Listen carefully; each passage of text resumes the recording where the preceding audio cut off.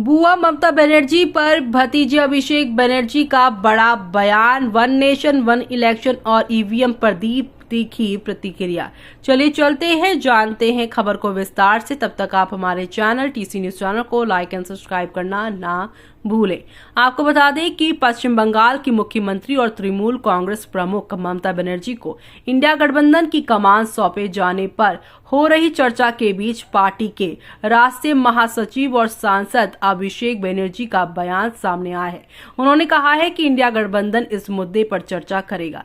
ममता बनर्जी वरिष्ठ नेता हैं। मुख्यमंत्री के तौर पर उनका ये तीसरा कार्यकाल है और वे पहले केंद्रीय मंत्री भी रह चुकी हैं, इसलिए इस पर विस्तृत चर्चा होनी चाहिए। कोई भी पार्टी को छोटा नहीं समझना चाहिए। इंडिया गठबंधन में टीएमसी की एकमात्र पार्टी है जिसने बीजेपी के साथ साथ कांग्रेस को भी हरा है। यह उनकी ताकत को दर्शाता है।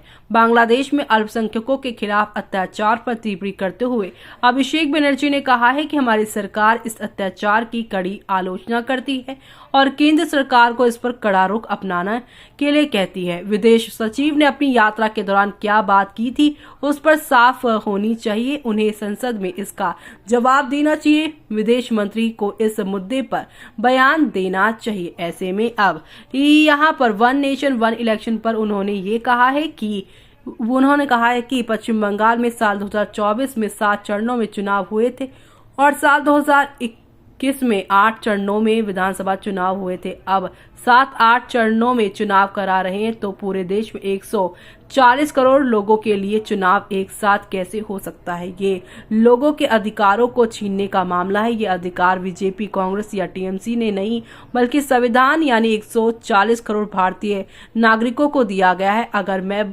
5 साल में 3-4 बार वोट करता हूं तो सरकार की जवाबदेही बनी रहती है। ये बिल लोगों के अधिकारों को छीनने का प्रयास है और जब तक विपक्ष है हम इसे पारित नहीं होने दे सकते हैं। जी हां, वहीं अभिषेक बनर्जी ने जम्मू कश्मीर के मुख्यमंत्री उमर अब्दुल्ला के ईवीएम पर दिए बयान को लेकर कहा, जो लोग ईवीएम पर सवाल उठाते हैं अगर उनके पास कुछ है तो उन्हें चुनाव आयोग को डेमो दिखाना चाहिए। अगर ईवीएम रैंडमाइजेशन ठीक से किया जाए और बूथ पर जो लोग काम करते हैं वो मॉक पोल और गिनती के दौरान सही तरीके से जांच करते हैं तो मुझे नहीं लगता है कि इस आरोप में कोई दम है।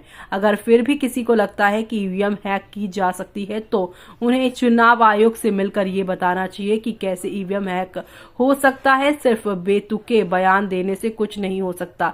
बता दें कि उमर अब्दुल्ला ने ईवीएम को लेकर कहा है कि कांग्रेस अपनी कमजोरियों का ठीकरा ईवीएम पर फोड़ना बंद करे। ऐसे में अब यहाँ पर आगे क्या कहना है आपका इस पर हमें कमेंट बॉक्स में कमेंट करके बताना बिल्कुल भी ना भूलें आप।